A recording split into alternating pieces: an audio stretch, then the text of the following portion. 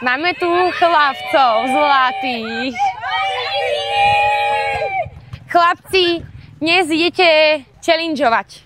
Miško je futbalista a idete si s ním dať súťaž, kto spraví takých tých viac výkopov.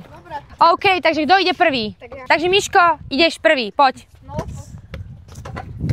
2, 2, ďalej. 1, 2, 3. OK, 3. Kto dá viac ako 3? Poď. Podľa mňa. 1, 2, 3.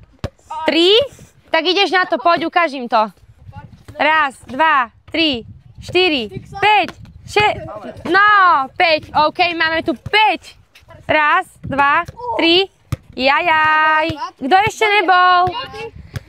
Veď všetci dávate 3, veď toto bude nerozhodné. 1, 2, 3, 4, 5, 6, 7, 8, 9. Wow! Takže máme tu víťaza a získavaš bueno čokošku.